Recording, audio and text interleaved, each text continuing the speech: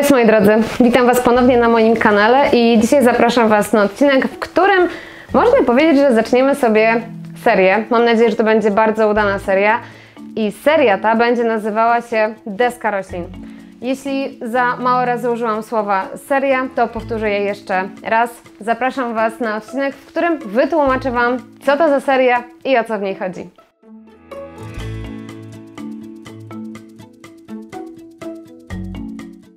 Hejka kochani! Zapraszam do mojego odcinka Klaudia w liściach. Będziemy sobie kwiatki robić. Będziemy sobie, rozumiecie, doniczki robić i rozumiecie, będziemy sobie robić. Moi drodzy, zanim zaczniemy odcinek, to należy Wam się wyjaśnienie, ponieważ w ostatnim odcinku, gdzie rearanżowałam tamten regał, który teraz stoi po Waszej lewej stronie, zapowiedziałam, że kolejny odcinek będzie o mojej witrynie.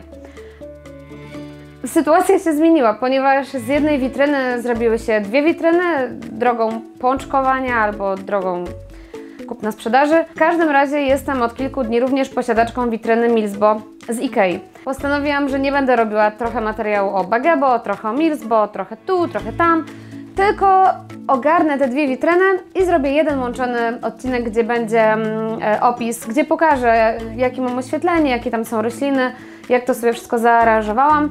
No ale to nie ziści się tak od razu, ponieważ muszę zrobić zakupy.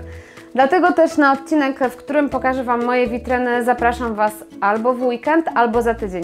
To takie krótkie wyjaśnienie, a teraz zapraszam Was już na odcinek ten dzisiejszy. Dzisiaj, moi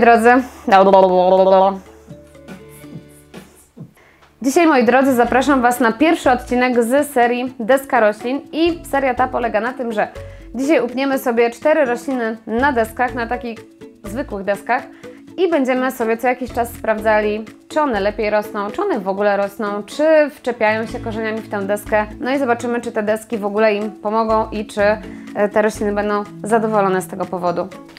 Deski, moi drodzy, mam zwykłe, sosnowe. Nie powiem Wam niestety, gdzie je kupiłam, ponieważ znalazłam je u mojego taty w garażu. I to są, moi drodzy, deski, które mają, te krótsze mają bodajże 1,20 m, a ta dłuższa ma bodajże 1,30 m. Krótszych mam 2 sztuki, dłuższych mam 2 sztuki i wydaje mi się, że powiedzmy to będzie tak wyglądać. No nie, to będą naprawdę dobre deski, biorąc też pod uwagę, że te rośliny tutaj są raczej, dwie są takie wyrośnięte, ale z nimi sobie coś pokombinujemy, a dwie z tych roślin będą mogły możliwość od dość młodej formy po tej desce się piąć. Utknęłam z tymi deskami. Dobra. Jak nie skaczę, to rzucam deskami, także sąsiedzi na pewno mnie uwielbiają. A rośliny, które dzisiaj upniemy na desce, to po kolei idąc. Pierwszy jest mój przepiękny Philodendron Camposportanum, który piął się po słupku z książkami, miał bardzo dobre światło, bardzo mu się życie podobało. I ten Philodendron, moi drodzy, to nie jest młoda roślina, ale też nie jest jakaś super wiekowa. Ale prawda jest taka, że on mi tutaj nie wytwarzał, pomimo tego, że rósł przyczepiony do regału, więc to była taka quasi podpora. Nie wytwarzał mi liści dorosłych. Rzeczywiście te liście starsze mają bardziej zaznaczone te łóżka, które są dla Camposportanum charakterystyczne. Natomiast to cały czas nie są jeszcze te dorosłe formy liścia, w których ja jestem zakochana i nie mogę się doczekać, aż w końcu będę je miała. Dlatego dzisiaj Campo na pewno idzie na palik, ponieważ ja chcę mieć dorosłe formy liści. Drugą rośliną będzie ten Philodendron Splendid, który pokazywałam Wam całkiem niedawno. To jest moja w miarę nowa roślina. Philodendron Splendid rośnie przyczepiony do takiej plastikowej rurki, natomiast on już ją przerósł, z tego co tutaj widzicie. Poza tym również bardzo mi się podoba dorosła forma Philodendrona Splendid. Ona nie jest jakoś bardzo różna od formy tej, powiedzmy, młodzieńczej, ale ta blaszka liścia jest naprawdę bardzo duża. A czy trudno jest znaleźć w tym świecie roślinnym coś piękniejszego niż piękne, welwetowe liście, duże, w rozmiarze XXL. Dlatego tego Splendida też sobie kładziemy na deskę, czy raczej, dobra, wiecie o co chodzi. Do deski również przymocujemy moją Monsterę Siltepecane. O, już ją tutaj przedstawiam. O, wiem, o czym zapomniałam Wam powiedzieć. Powinnam powiedzieć o tym na samym początku, to zaraz powiem. Moi drodzy, Monstera Siltepecana nie jest mała, ona rosła sobie przyczepiona do też do tego słupka na książki i rosła sobie dość wesoło, natomiast cały czas te liście były w miarę podobnych rozmiarów, one jakoś bardzo się nie powiększały. No nic, ją też dzisiaj sobie przypinamy na deskę. A to, o czym Wam zapomniałam powiedzieć, to zaraz Wam powiem, tylko skończę już przedstawianie roślin, bo została ostatnia. I to jest, moi drodzy, roślina, która wygląda chyba najmarniej i która jakby to powiedzieć, jeszcze nie spełnia moich oczekiwań. I to jest, moi drodzy, Epipremnum pineatum variegata. Ono nowe listki wypuszcza w ogóle bardzo skarłowaciałe. I właściwie przez wzgląd na epi postanowiłam o przymocowaniu roślin do deski, ponieważ chyba najbardziej zależy mi na formie dorosłej właśnie tego epi, albo może na Campos Portoanum, albo na Splendidzie. Nie, no dobra, na wszystkich zależy mi bardzo. Ale to epi w ogóle zadecydowało o tym, że będą deski grane. W ostatnim filmiku przedstawiłam Wam rearanżację regału i w momencie, gdy Wy oglądaliście ten filmik, to ja kupowałam tę witrynę Milsbo. Dlatego można powiedzieć, że filmik w trakcie wrzucania już trochę się Dlatego można powiedzieć, że filmik w trakcie opublikowania był już trochę zdezaktualizowany. Natomiast przez pewien czas wisiało nade mną widmo tego, że w ogóle ten regał będę musiała usunąć, żeby zrobić miejsce dla witrynki. W mieszkaniu tak ogromnym jak nasze dodatkowy mebel to zawsze tworzy jakieś wyrzeczenia, natomiast udało się tak poprzestawiać, że jednak ten regał został, natomiast zmieniłam mu zupełnie miejsce i teraz, tak jak widzicie, on jest postawiony tuż przy drzwiach balkonowych, tuż przy oknie południowym. Światło będzie na niego padało pod skosem i z tego co widzę, to rośliny są bardzo zadowolone. Są tam od kilku dni, od niedawna, ale póki co jest super. Ja uwielbiam przestawiać meble i w ogóle wszystko przestawiać i to, co zrobiliśmy ostatnio właśnie z tym regałem, zmieniło bardzo dużo w tym pokoju i naprawdę ja w ogóle nie lubię siedzieć w domu, ale coraz bardziej uwielbiam przebywać tutaj w tym pokoju i naprawdę się tu wyciszam i naprawdę no lubię tu być, bardzo lubię tu być. Chociaż najbardziej lubię być gdzieś tam przy drzewach, ale na przykład dzisiaj leje, bo dlaczego nie? Przecież jest połowa marca, dlaczego ma nie lać? Moi drodzy, zabieramy się za robotę. I teraz jeszcze z takich praktycznych aspektów. 3 rośliny, które tutaj mam, są w semihydroponice. Jedna jest w ogóle w keramzycie, więc jest najlżejsza. I jedna roślina tutaj jest w ziemi z perlitem, w takim ciężkim, powiedzmy, bigosie. Te deski to nie są deski bardzo grube. Myślę, że to są grubości maksymalnie 10 mm. One nie są ciężkie, natomiast one będą długie, więc one mają możliwość. Teraz jak na złość ta doniczka się nie przechyla, ale one mają możliwość przechylić nam doniczkę. Dlatego też ja wybrałam doniczki gliniane i te wszystkie doniczki są za duże na te sadzonki. Tutaj, moi drodzy, mam jeszcze ze sobą osłonki, które są dość ciężkie, szczególnie te. I zaraz pomyślimy sobie, jak możemy całą tę doniczkę obciążyć, żeby ona była stabilna, żeby deska jej nie przechylała. Wybrałam te doniczki terrakotowe, one już są dość ciężkie. Do tego, jak dodamy jeszcze taką osłonkę, w ogóle już mamy ciężko. I nawet jeżeli ja tutaj postawię bardzo lekkiego Splendida, który będzie przymocowany do deski, uważam, że ta doniczka się nie przechyli, ale zaraz zobaczymy na żywym organizmie. Mam jeszcze na wszelki wypadek cały wór leczuzy PON. Ja ostatnio przesiadam się trochę, jeżeli chodzi o semihydroponikę, przesiadam się trochę na keramzyt albo na mieszankę keramzytu z leczuzą, więc ten mam chyba 10-litrowy wór, on jest cały pełny, nie jestem w stanie go wykorzystać do roślin, więc on będzie sobie w razie czego tworzył taką warstwę kilkucentymetrową na dnie tej doniczki. Nie mogę wstawić tej rośliny do doniczki tak i tutaj dookoła zasypać leczuzą, żeby tak obciążyć, ponieważ ja bym wtedy w ogóle nie miała dostępu do tej doniczki, a co prawda ja mogę po listkach rozpoznać, że brakuje już wody, no ale wolałabym tego nie robić. Wolałabym móc bez problemu albo zajrzeć do tej doniczki i ją widzieć, w sensie do tego, albo po prostu móc ją wyciągnąć. Mam nadzieję, że wiecie, tak sensownie to opisałam. No i teraz tak, dopasujmy sobie w miarę roślinę do doniczek, żeby było wiadomo, co gdzie będzie stało. Ta duża mi się chyba w ogóle nie przyda. Ja ją chyba tu przyniosłam w ogóle w innym celu. Muszę jeszcze Painted Lady dzisiaj przesadzić i to chyba dlatego ją tutaj przyniosłam z dworu. No ale to dobrze, bo się ogrzeje. No dobrze, moi drodzy. Te w ogóle chyba tutaj nie wejdą. No nie, to wygląda fatalnie. Ta jedna biało-szara, ona na pewno tutaj na spokojnie wejdzie. I tutaj do tej najwyższej doniczki ja sobie wymyśliłam, że włożymy tego Campos Portoanum. ponieważ on jest najdłuższy i on jest najcięższą rośliną. Teraz ja tutaj nie mam w ogóle miejsca na deskę. Myślę. I jeszcze fakt, że ja do doniczki tej terakotowej, która będzie niejako osłonką, wkładam roślinę, która jest w doniczce i w osłonce. Dzięki temu deska, która tutaj jest w środku, nie będzie miała w ogóle kontaktu z wodą. Ja tej deski niczym nie zabezpieczam. Gdybym tę deskę sadziła bezpośrednio do leczuzy z jakiegoś powodu, to musiałabym ją jakoś zabezpieczyć. Albo jakimś olejem, albo jakąś farbą, albo mogłabym jakąś termokurczkę tutaj na nią założyć, albo chociażby okleić ją taśmą taką przezroczystą, albo założyć na nią torebkę foliową. W każdym razie zrobić coś, żeby odizolować to drewno, które nie jest niczym zabezpieczone od wody, od wilgoci. To też nie jest tak, że nie możemy włożyć drewna do podłoża, czy organicznego jak bigos, czy nieorganicznego jak leczuza. Temu drewnu się nic nie stanie, natomiast ono byłoby narażone na jakąś wilgotność, mogłoby zbutwić, mogłoby zacząć może troszkę tam mięknąć, więc wiecie, nic złego by się nie stało, ale jak możemy tego uniknąć, to lepiej tego unikać. Dobra, wiecie co? Przeważenie, mówiłam. Ała, chyba jakiś skurcz. Ała. Nie, w ogóle wiecie co? Ja czasem nie myślę. Słuchajcie, w tej doniczce, w której było Camposportanum, przecież ono bez problemu może tutaj wejść. Wiecie co, robimy sobie podmianę. Mam nadzieję, że pozostałe rośliny... Moi drodzy, okazało się, że na karcie pamięci skończyła się pamięć i aparat przestał nagrywać, nie mówiąc nic mi o tym, dlatego ostatnie 15 minut gadałam sobie po to, żeby gadać.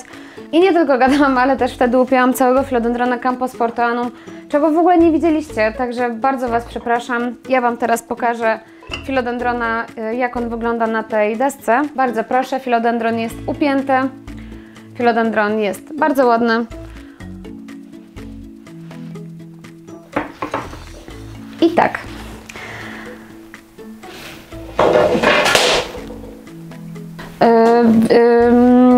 No to tak. A więc tak, moi drodzy, roślinę poprowadziłam w ten sposób, że owinęłam tę roślinę dookoła tej deski, ponieważ gdybym przypięła ją pionowo wzdłuż tej deski, to ta deska by już nie wystarczyła, ponieważ Philodendron Camposportanum już ją przerósł, więc to nie miało sensu, dlatego zawinęłam go dookoła i tak podwiesiłam tak, jak widzicie. I jestem pewna, że jeszcze coś mówiłam Wam o tej roślinie podczas tamtego fragmentu, ale też nie mogę sobie aż tak wszystkiego przypomnieć. Natomiast starałam się przypomnieć sobie to, o czym mówiłam, bo ja też tam w ogóle mówiłam o przyczepianiu roślin do deski, ale jest duża szansa, że ten filmik może Wam się wydawać jakiś niekompletny, wybrakowany, albo któreś tematy zdaje się, że powinny się pojawić, a może ich nie być. Jeżeli Wam się będzie wydawało, że w tym filmiku brakuje około 15 minut, to jest to całkiem możliwe. Postaram się nadrobić. Odstawiam teraz tego Philodendrona i będziemy sobie dalej działali, tym razem z monsterką.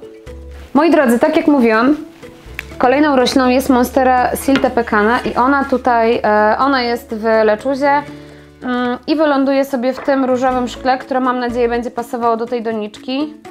Nie, widzę, że nie będzie pasowało. Holy guacamole wystaje trochę, ale jak to ładnie wygląda. Proszę Państwa.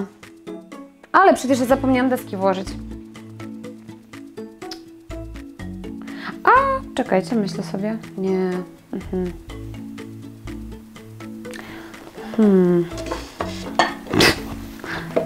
Teraz to w ogóle nic tu nie wejdzie. Zmiana planów. Zmiana planów. Monsterę zostawimy sobie na koniec, bo ja będę musiała wysadzić Philodendrona Painted Lady, bo on ma wyższą doniczkę, która mi się przyda.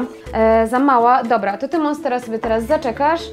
I teraz sobie, moi drodzy, tutaj przypniemy moje Epipremnum Piniatum variegata i ono dostanie trochę krótszą deskę. To jest różnica 10 cm, więc nie powinno być źle, to znaczy tutaj nikt nie powinien robić dramy.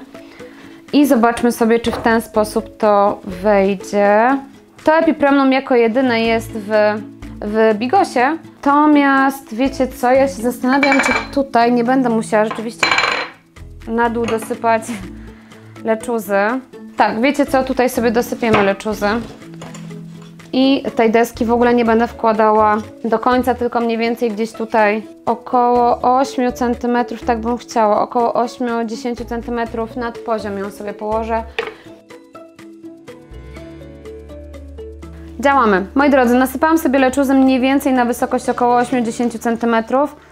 Teraz tutaj sobie włożę doniczkę tak na styk. I teraz może powiem o tym, o czym wiecie, wcześniej mówiłam. Pierwsze pytanie, którego nikt nie zadał, ale postanowiłam na nie odpowiedzieć.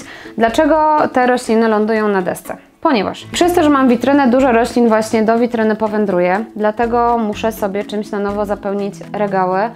I ja miałam do tej pory tak ustawiony regał, że tam stał jakiś kwietnik, były powiedzmy 3 poziomy, tutaj jakaś mała roślina, tu jakaś druga mała roślina. Taki na tym parapecie był miszmasz, no i oczywiście tam stały rośliny, które potrzebowały słońca. A takie, które by sobie w głębi pokoju nie poradziły. Natomiast teraz ja bardziej, albo te rośliny, na których mi wiecie, bardziej zależy, albo te bardziej wymagające, przenoszę sobie do witrynki, więc mam trochę wolnego miejsca na parapecie. No i tam będą właśnie rośliny na desce. Oczywiście istnieją bardzo różne formy podpór dla roślin. Rośliny najchętniej korzeniami wrastają się w to, co jest wilgotne, czyli w podpory z mchu albo z keramzytu. Natomiast ja znam siebie i wiem, że zresztą kiedyś miałam już paliki z mchu. Nie byłam w stanie zapewnić im na tyle nawilżenia, żeby one cały czas były wilgotne, więc to w ogóle nie miało sensu. Dlatego postanowiłam, że podpora z deski, której no nie będę oczywiście trzymała w wilgoci, bo to nie ma sensu i tak się w ogóle nie da. Natomiast roślina co prawda najchętniej wrasta w to, co jest wilgotne, ale do deski ona się tak jakby przykleja. To znaczy te korzenie do niej się...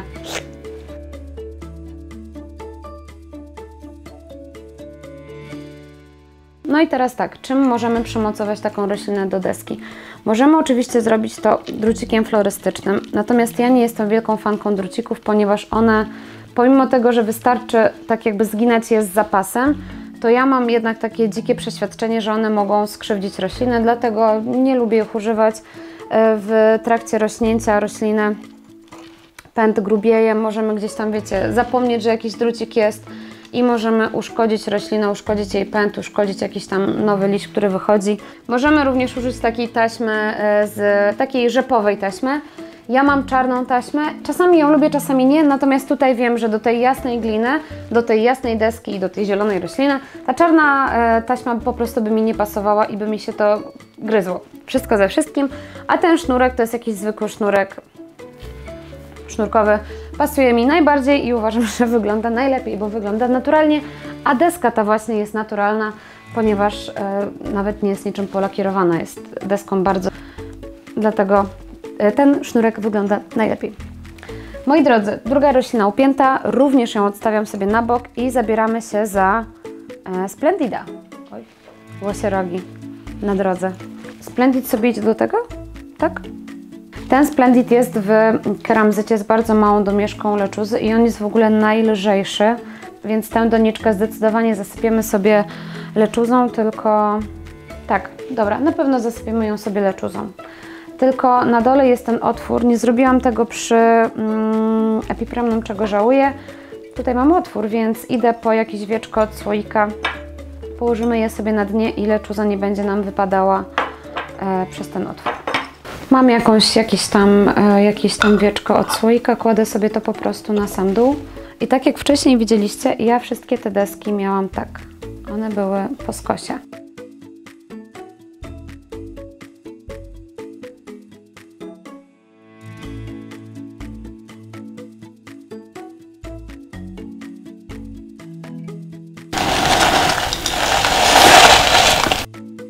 Przechyla mi się. Wiecie co? Ja dzisiaj już tyle miałam problemów z aparatem, z kartą, z dźwiękiem, ze wszystkim, że ja nie mam siły. Ja się nie będę z tym biła. Słuchajcie, jeżeli ta deska chce leżeć, to będzie leżała. Ale zanim ją położymy, to uwolnimy sobie tutaj Splendida, który swoją drogą jest przypięty drucikami florystycznymi, o których przed chwilą mówiłam. Chirurgiczna robota w ogóle, żeby jeszcze on jest zielony, on się wtapia w łodygę. Dobra, moi drodzy, mam nadzieję, że ten Splendid szybko będzie chciał rosnąć na tej desce. Fajnie to wygląda. Dajcie mi chwilę, dostrzegłam coś.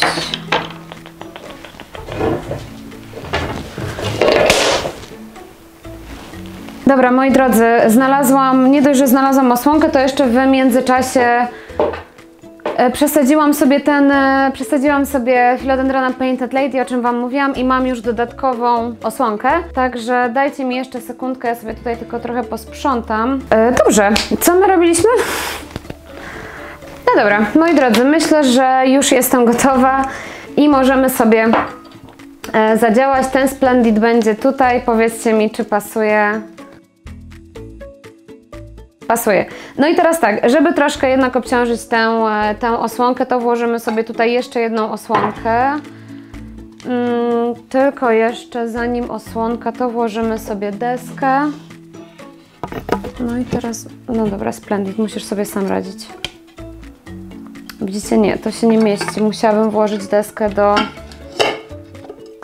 tej osłonki. No dobra, to w sumie też nie jest zły pomysł. Wiecie, ona chce się... No dobra.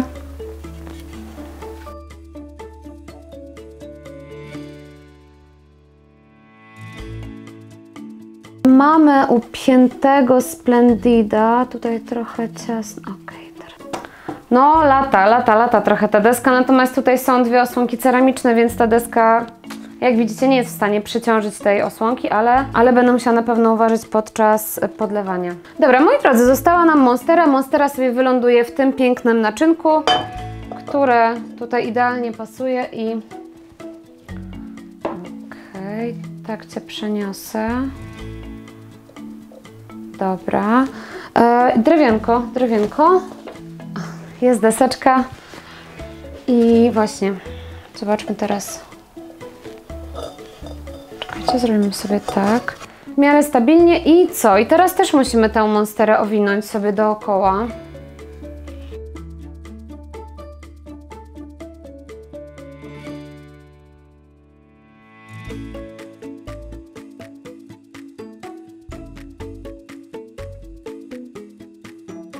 Ale duje za oknem. Co to w ogóle ma być? Skandaloza, a nie wiosna. No dobra, moi drodzy, tutaj, wiecie co, tutaj na dole nie będę już jej przywiązywała. Ona jakoś tutaj w miarę ją ułożyłam, nie wygląda źle. A, jeszcze to, co chciałam Wam powiedzieć, ale zapomniałam wcześniej. Tak szukam czegoś, co może imitować deskę. Dobra, wezmę książkę, którą sobie ostatnio kupiłam. Szczodrość Syreny. W ogóle ta okładka z charakteru boska. I czy ją projektował pan, o którym myślę, że ją projektował? Przemek Dębowski. Tak, wspaniały ilustrator. Dobrze, uznajmy, że to jest deska.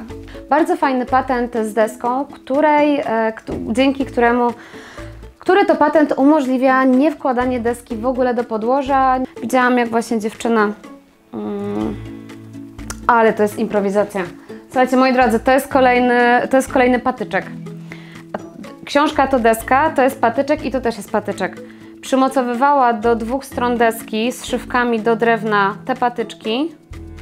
Po drugiej stronie robiła to samo i tę część patyczków, 4 łącznie, wkładała w podłoże. Ona miała to wymierzone. I tutaj drewno, kant drewna tylko stykał się z podłożem, ale był stabilny dzięki tym właśnie patyczkom, które są w podłożu. Jak znajdę ten filmik, to go podlinkuję w opisie. I moi drodzy, zapraszam Was na przegląd wszystkich 4 roślin. Tada! Czy to w ogóle widać? Moi drodzy, wszystkie rośliny odeskowane. Ja jestem zachwycona. To, na co muszę zwrócić szczególną uwagę w najbliższych dniach, to jest ich stabilność, ponieważ mam wrażenie, że będzie problem ze Splendidem i z tą Monsterą Siltepekaną. Te rośliny, te doniczki są bardzo stabilne. Tutaj muszę w razie czego pokombinować, ale to najwyżej w następnym, w update'cie wyzwania Deska Roślin Wam dam znać, że coś zmieniłam. Dobra, moi drodzy, ja z tymi roślinami idę na parapet, muszę je teraz tam ładnie jakoś poustawiać i zrobimy sobie update za miesiąc, może wcześniej. No zobaczymy w ogóle, czy będzie co update'ować za miesiąc, a może będzie co update'ować za 2 tygodnie. Także zobaczymy. A tymczasem bardzo Wam dziękuję za oglądanie, za wszystkie komentarze, za subskrypcje oraz za lajki. I na dzisiaj z mojej strony to już wszystko. Któryś z następnych odcinków będzie o witrynie. Zobaczymy, czy ten weekendowy, czy ten za tydzień. Zobaczymy. Zostawiam Was w tej niepewności. I już kończę gadać. Żegnam się z Wami na dzisiaj. Dobrego dnia i dobrego popołudnia. Trzymajcie się. Pa, pa.